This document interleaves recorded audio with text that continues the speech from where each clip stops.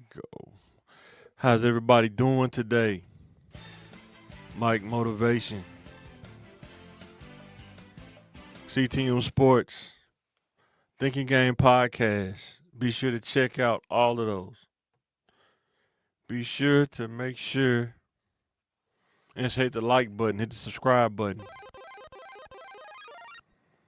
Let us know what you think. Hit us up in the comments. Also, the things we're talking about today. DeAndre Ayton signing with the Lakers. Is that a good move or not? James Harden, is he still collecting checks or is he still a viable option for the Clippers? Let me know in the comments. Let me know in the comments if he a viable option or not. I'm trying to see what is up with the sound. Don't even worry about it. It's all good.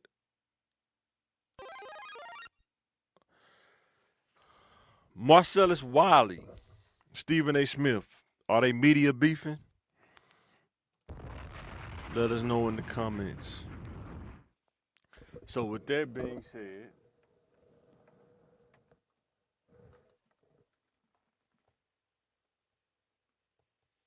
I don't know what's up with that. It's all good. With that being said, let us get right into it.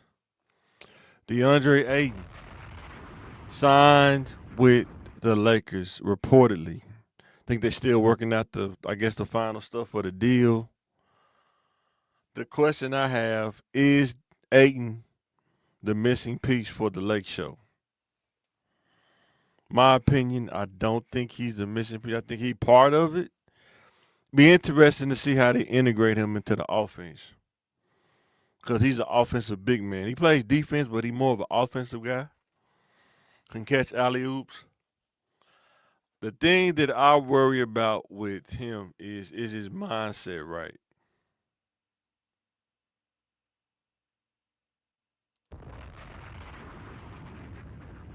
Is his mindset right?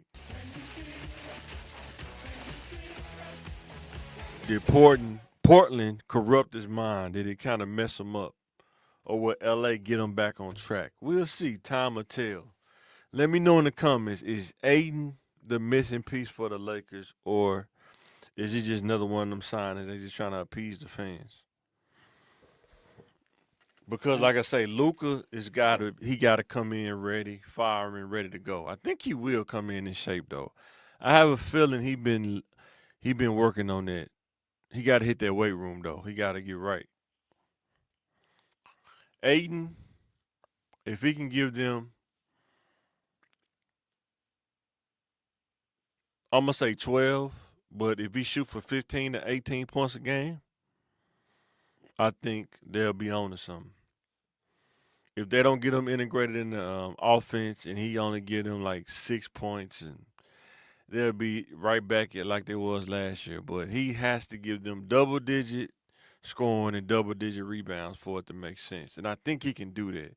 I think he can at least get them 15 and 10 at least. He should be able to do that. But time will tell. Excuse me. It's getting late. Getting older, man. So the next one is James Harden signs a 2-year, $81.5 million deal with the Clippers. The question is he a viable option or is he still collecting checks?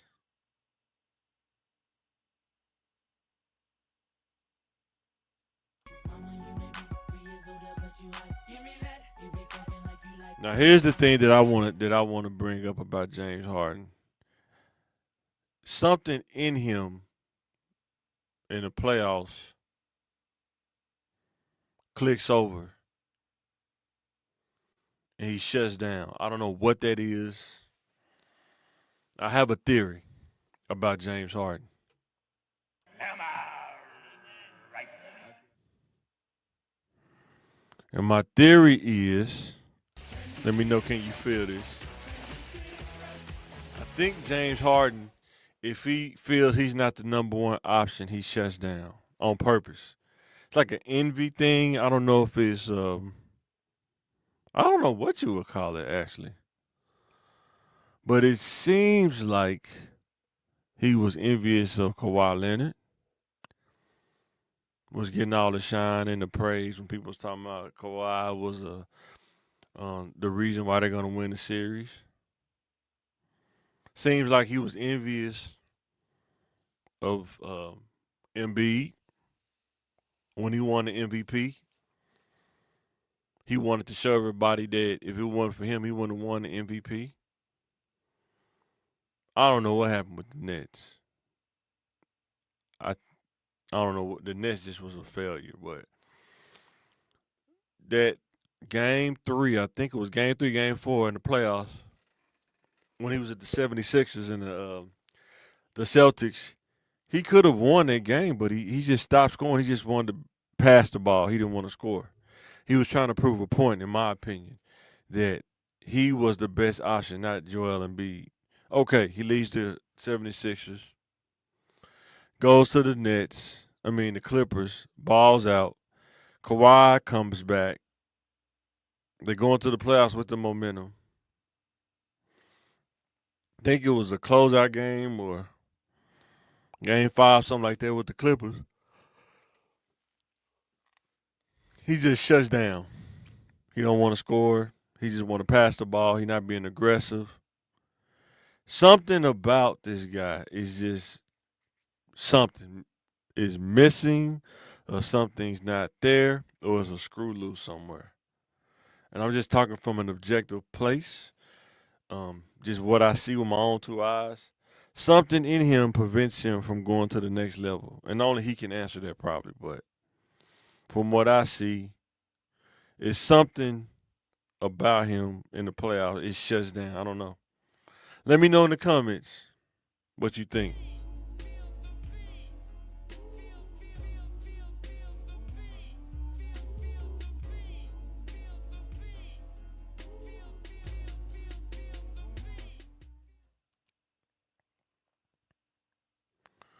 So, with that being said, is Marcellus Wiley and Stephen A. Smith media beefing? Or is Marcellus calling out Stephen A. Smith on some inside info that he has? I like Marcellus Wiley and I like Stephen A. Marcellus Wiley is one of those, he's an intelligent agitator, 100%. He knows how to intelligently, logically press the right buttons. And when he find them buttons to press, he know how to press them. He knows a lot between that dynamic between Stephen A. and Max Kellerman. Anytime something comes up about it, he knows what buttons to press. He knows what tree to go up. He knows where the bones and skeletons probably are. And it's like Stephen A. Smith is trying to move past it, but he can't. They won't let him move past it. They're going to always bring it up. They're going to poke and prod. And they just want to get a reaction out of him, and they got that. I don't think it's a beef. I just think it's just people poking fun at each other. No different than regular people doing it to each other. It's just on media now. And it's not going to go that far because they're on TV. But I do think that it's something to what Marcellus is saying. And I also think that it's a dog eat dog world, man. Anything somebody have on you in the media, any kind of thing they can find out, they're going to poke and prod on that sore spot if you let it be a sore spot. Stephen A. Smith is not going to back down from somebody calling out his name, even though Marcellus was calling him out for not saying his name. But I get what Stephen A's doing. Stephen A's not going to give him the momentum But Marcellus is trying to get that momentum from him.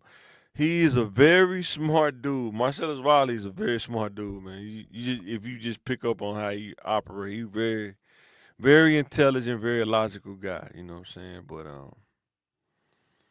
it is definitely something there because he also does the same thing with Ryan Clark. But if you notice, they don't poke and prod or ruffle the feathers of Marcellus as much when he calls people out. Got to be something there. I'm telling you, dude, smarter than what you think. Don't fall for him being on TV. And like I said, let's not forget this dude was a D tackle. He probably like 6'5", 6'6", 260, something like that, 280. You know what I'm saying? So definitely you ain't gonna run up on him. If you go back and look at that dude highlights when he played for the Chargers, when he played for the, I think he played for the Buffalo Bills too, and the Jaguars, but Chargers and Buffalo Bills, yeah. And he still look like a solid dude, you know what I'm saying? But I think he loves poking at Stephen A. because Max Kellerman was his guy. So any chance he get, this is just my opinion. Any chance he get to kind of poke and prod in this situation, I think he gonna do it. And he don't even give you the details. It's just the fact that he bring it up. I think that it burns Stephen A. It's like, why is he still bringing this up? But when things happen over time, people didn't like the way that Max Kellerman was let go. They didn't like the fact the way he went about it. But it's always business, man. Always business. Never personal. Nothing you can do about it. All you can do is pretty much um, keep it moving. That's what Max Kellerman did. He kept it moving. I think he went to another show with like Jay Will and Keyshawn, and they broke that show up. But do you think that Marcellus and Stephen A. media beefing, or you just think it's just a little simple back and forth, and that's pretty much gonna be it? Let me know in the comments.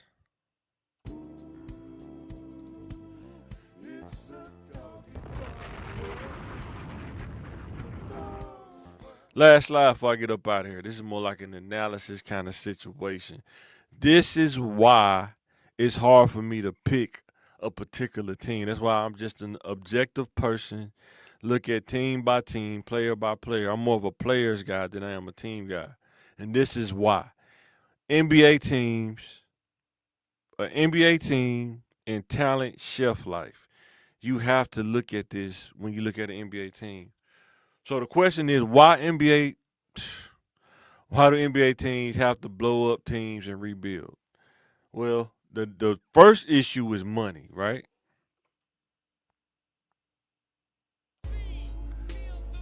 The first issue is salary cap, money. Think about the Celtics. They signed Jason Tatum to a max deal. They signed Jalen Brown to a max deal. That's over probably over 400 plus million, something like that, some crazy number. So when they didn't win a championship this year, and then the injuries came, they had a choice to make because they went all in, and they probably thought they was going to two-peat at least, but they only got one. Now the salary cap is starting to hit. When they talk about the second apron, I think they're talking about the luxury tax. A lot of teams don't like paying luxury tax because it's a lot of money plus whatever your salary cap is, and they penalize you for that. And that's why it's hard for teams to keep players together, especially like veteran players that's been in the league for a while. They hope they can try to get those talent plus some rookie deals, and they can kind of stretch it out. But when players get good, like a Jalen Brown, Jason Tatum, and they on your team, if you don't pay them, you're gonna have to trade them. And most of the times when you trade them, you're not gonna get the same value that you would have had if you would have just kept them on your team. But at the same time, it costs you money to keep him on the team. So the question becomes, what do teams do? We see what they do. They blow it up. Think about Phoenix. They gave that team probably about 3 years. They didn't win anything. They blew it up. Kevin Durant's with Houston. I wouldn't be surprised if they trade Booker and just rebuild. I would not be surprised. I think they get married unless he take a max deal. Who wouldn't take a max deal at this point? Look at another team, the Bucks. No, I don't think the Bucks are starting over. I think they just got rid of Dame. I don't think Dame really fit with the Bucks. I think he just went there out of attrition or default because that's who the Portland traded him to. But I think he wanted out. He just didn't want to say it to sound like a bad sport. So he kind of let them do it, in my opinion. And they still getting paid. He getting paid like $20 million, like $2 million a month to rehab. Still paying out his contract. You can't lose. That's a winning. And then he can sign with whoever he want to. And they gonna sign him to like probably a veteran minimum or something like that. He good. I don't think he fit. Miles Turner. I forgot to put that slide on here. Miles Turner playing for the Pacers. Is he a good fit? Let me know in the comments. Is Miles Turner a good fit for I don't think he is. I mean, for the Bucks. Something happened with him. I'm wondering when they was advancing in the playoffs and nobody was really talking about Miles Turner. They was talking about Halliburton and Siakam. Did he feel some shade or did he not like that they was getting some shine? And he wasn't. In my opinion, he really didn't play to his potential. And if he did, I think they probably would have won. Against the Thunder, would have had a better chance. He was only averaging maybe 12 to 16 points. He should have been trying to get to more of the 20, 25 points. But in my opinion, he stopped being down in the paint and he started shooting threes more instead of being down on the block. And I think that hurt his game with the Pacers because the Pacers, when they had Halliburton and Siakam, they was running the floor a lot. And I think he just fell in love with shooting perimeter, he forgot about being down in the post. Siakam went down to the post, and you see what happened. And he should have been down there as well. When Siakam went down there, he should have went down there at 8 too. But that's just my opinion. Everybody do things different. But let me know in the comments, do you think that Miles Turner would be better with the Bucks or should he have stayed with the Pacers? I understand the money though. I really do understand that. It sounds like $100 million deal. I get that. I do. I get it. But I also think that it was something going on in the locker room or something internally going on with him for him to just leave the Pacers like that, somewhere he'd been for a while. Not only for the money, but I think it was some other stuff as well. But let me know in the comments what you think. And this is the whole thing when I say teams will blow up the teams and rebuild because of salary cap. There is no such thing as loyalty anymore. It's all about the money. It's all about the dollar bill. Can you feel it? And if they get faced with luxury tax, it's a wrap. They blowing it up and they starting over. Nothing you can do about it. Pelicans, even though they weren't winning, they seem like they fit start over. Traded C.J. McCollum for Poole. Is that a good deal? I don't think so.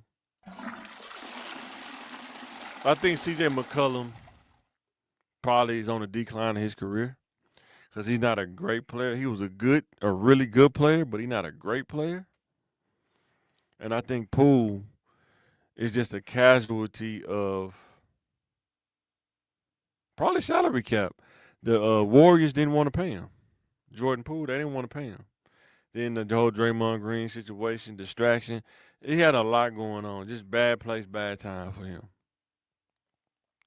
Will the Pelicans trade Zion?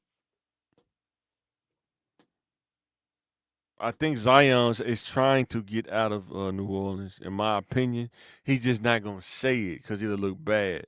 But I think he's trying to get out of New Orleans. Now, who tried to get him? I don't know. I heard the Bucks may be trying to get him. I don't know if that'll work. I think a team like New York probably, if they had the means to, I think they need to try to get somebody like that.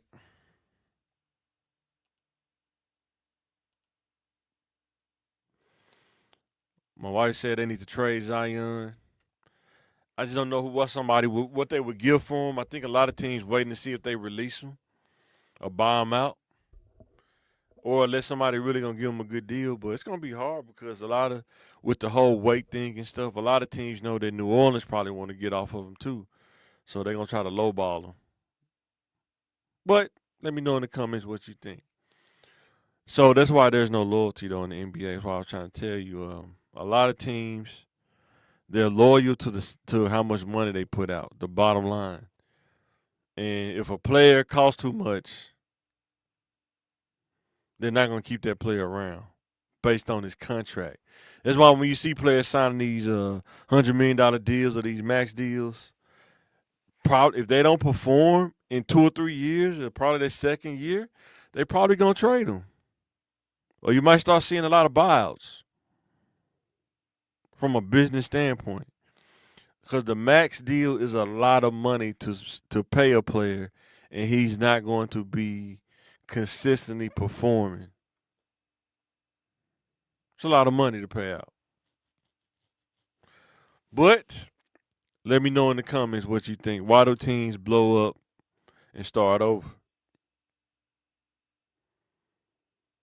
And with that being said, let's get to this last slide. I'm about to get up out of here. Thank you for subscribing. Thank you for watching the content. Thank you for your comments. Thank you for engaging, especially on TikTok. We're getting a lot of engagement on TikTok. Be sure to follow CTM TV on TikTok, Facebook, Instagram, YouTube, all of it. Follow, like, subscribe. Help us grow. We're at 280 on YouTube. 90% of people that are watching are not subscribed. All we ask is just hit the subscribe button. We're not asking for money.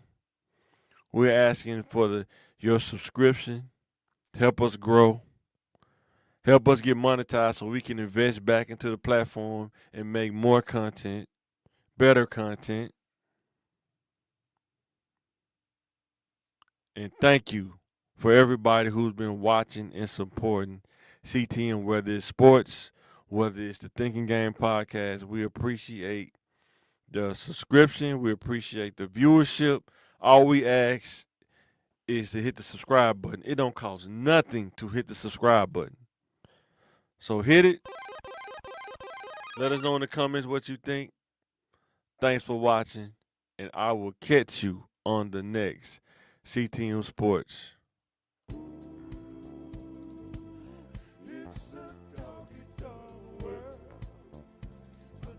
There can be only one. Here we are!